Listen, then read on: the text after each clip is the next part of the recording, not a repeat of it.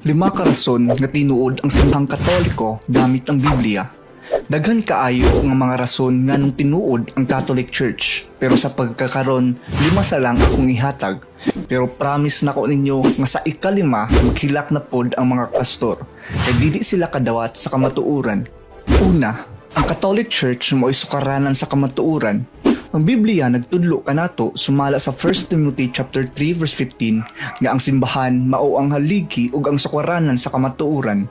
Ug kahibaw ba kamo nga sa pagsulat sa 1 Timothy chapter 3 verse 15 ang Catholic Church ra ug apil pud ang Orthodox Church ang naa wala iglesia ni Cristo, Baptist, Mormons ug mga laing religion kagigama ra sa tao.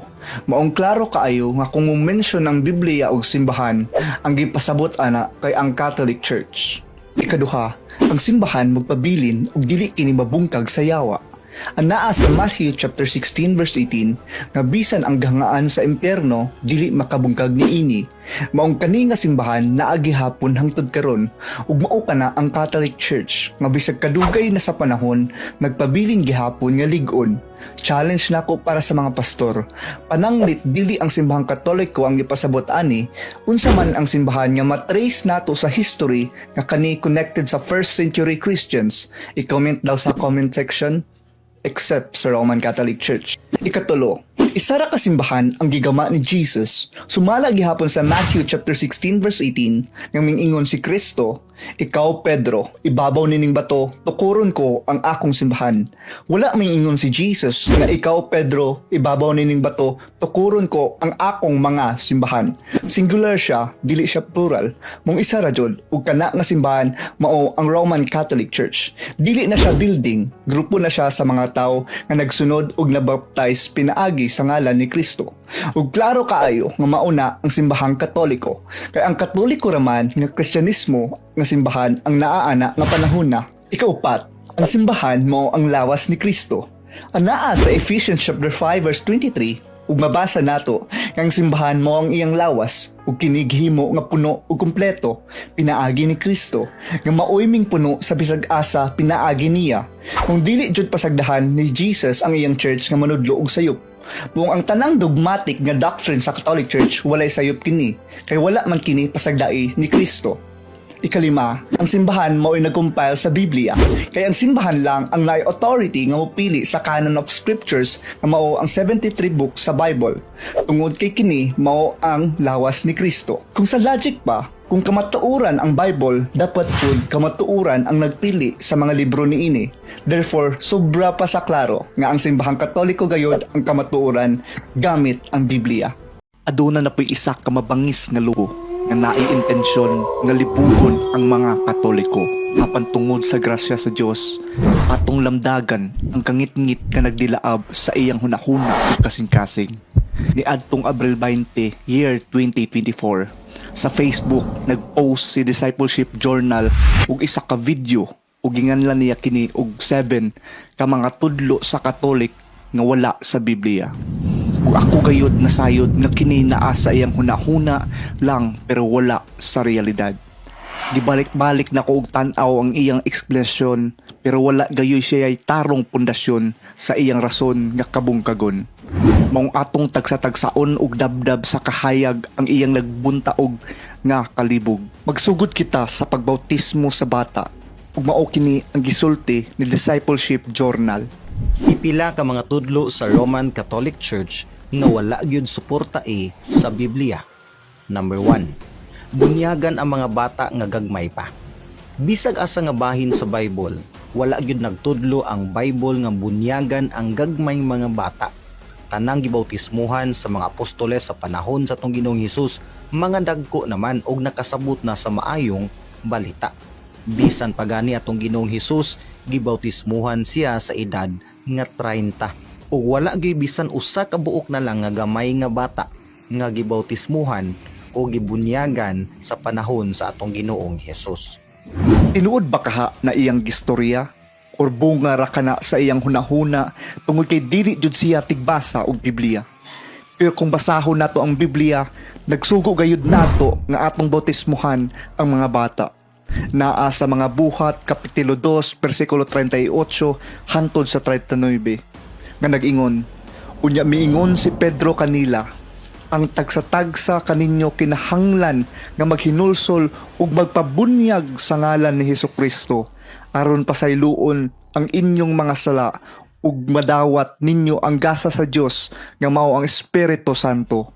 Kay ang saad sa Dios paminaw, alang man kaninyo ug sa inyong mga anak ug sa tanan nga atua sa layo, ang tanan nga pagkatawgon sa atong Ginoong Dios ngadto kaniya. Ug klaro kaayo ani nga bersikulo nga ang pagbunyag saad kani or promise sa Dios dili ra sa mga tigulang apan apil usab ang mga bata. Ug dili lang kana ang bersikulo nga mopamatuod sa pagpakatinuod sa pagbunyag ug bata. Moadto na sad kita sa Mateo 19:14. Si Jesus mingon, padaula kanako ang mga bata ug ayaw sila pugni kay ang gingharian sa langit ila sa mga tawo nga sama kanila. Unya, unsaon man nato pagpaduol ang mga bata ni Kristo kung wala na siya sa kalibutan? Kini gitubag gihapon sa Biblia, anaa sa Galacia 3:26 hantod sa 27. Pinaagi sa pagtuo kamong tanan na himong mga anak sa Dios sa pagpakighiusa ninyo kang Kristo Jesus. Gibunyagan kamo aron mahiusa kang Kristo. Busa nakaambit kamo sa kinaiya ni Kristo. Si Kristo na ang nag-ingon nga paduulo nato ang mga bata kaniya. Unya mahiusa lang ang mga bata ni Kristo pinaagi sa bunyag. Pero si Discipleship Journal dili man ganahan nga mahiduol ang mga bata ni Kristo pinaagi sa bunyag. Unsaon naman na ron? Kung basahon lang nato ang Biblia, kauban sa luhikal nga pagsabot ug kaalam nga grasya sa Dios, masabtan jud nato kaayo nga ang mga apostol ug disipulo ni Kristo nang bunyag ug mga bata. Naa sa 1 Corinto 1 hantod sa 16. Ako nga rin pala ang nagbautismo sa sambahayan ni Estefanas. Maliban sa kanilay, wala na akong matatandaang binatismuhan ko. Karon atong gamiton ang atong lihukal nga pagsabot ug kaalam nga grasya sa Dios. Unya, ang pulong nga sambahayan or household sa English nagpasabot og tibuok pamilya. Sa Greek gitawag kini og oikos nga ang paggamit family. Pangutana, aduna ba di ay pamilya nga walay apil ang bata or mga anak? Wala jud, kay kung miingon ta og family or pamilya, apil na tanan anak, ang mama, papa ug mga anak. Samot na ang mga bata. Challenge na ko ni Discipleship Journal. Asa man ta makakita og pamilya nga dili apilon ang bata? Dugang paniana sa panahon nga wala pa ang Biblia or wala pa nahuman og sulat ang New Testament, ang mga unang Kristiyano na munyag na og mga bata.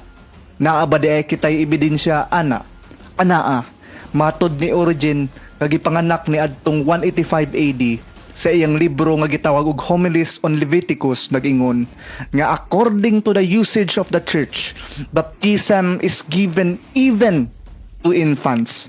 Ug sa Binisaya, sumala sa paggamit sa simbahan, ang bautismo ihatag gayud sa mga gagmayng bata. Imagine, 185 AD na ni nga pagtulunan, kining tawhana apil ni sa mga unang Kristiyano, unya matod niya nga dapat jud bunyagan ang bata. Unya musupak si Discipleship Journal nga kanos apaman taon ni siya gianak, unya mo kontra siya sa pagtulunan sa Biblia ug sa unang mga Kristiyano. Ang Biblia nag-ingon sa Matthew chapter 5 verse 44, ug sa Binisaya pa, higugmaa ang inyong kaaway ug iampo tong nagbugal-bugal kaninyo. Unya si Discipleship Journal kay kanunay man awayon ang simbahang Katoliko ug sige bugal-bugal ka nato, maong kanunay nato siya iampo. Aduna pay daghang bersikulo sa Biblia nga mosuporta sa kinalasan ng paghindo sa mga gipidi or gitawag nga purgatory, pero kinahanglan kini og pagsabot para dili kita magbagutbot.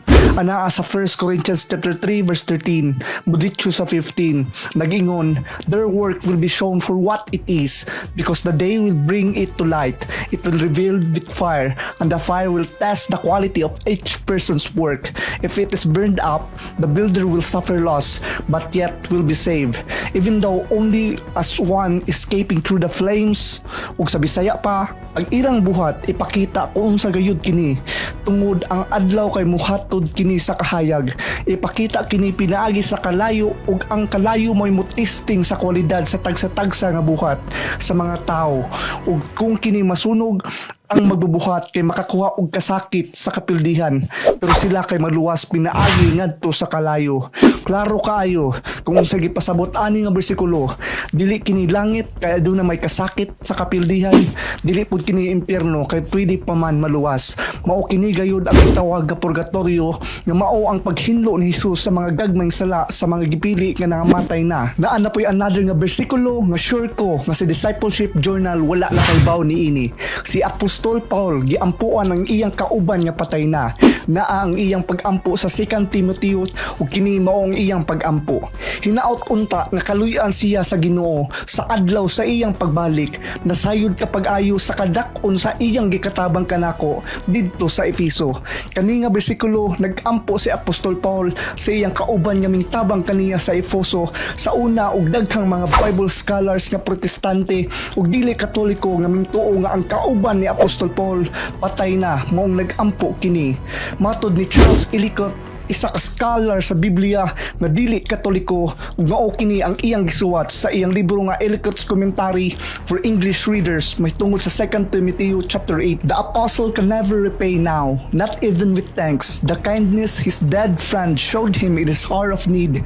So he prays that the judge of living and dead may remember it in the awful day of judgment. Ug sa binisaya pa nga si Apostol Paul kay dili makapasalamat sa kamaayo sa iyang patay nga kauban niadtong lang hanglan pa siya, mao nagampo siya nga ang maghuhukom makahinumdom sa adlaw sa paghukom. Ug daghan pa kaayo nga protestante nga mga scholar nga motuo sa kamatuoran sa purgatorio. Apil na ana ang sikat nga scholar ug debatidor nga protestante nga nagsulat sa Narnia nga salida ug ang pangalan niya kay si C.S. Lewis sa iyang libro nga ginganlan og Letters to Malcolm, chiefly on prayer, page 107, nag-ingon, "Of course, I pray for the dead." Ug sa binasaya pa, "Oo good, nagampo ako para sa mga patay." Ug dugang pa, iya pa yung gisulat nga I believe in purgatory. Ug sa Bisaya pa, ako nagatuo sa purgatorio.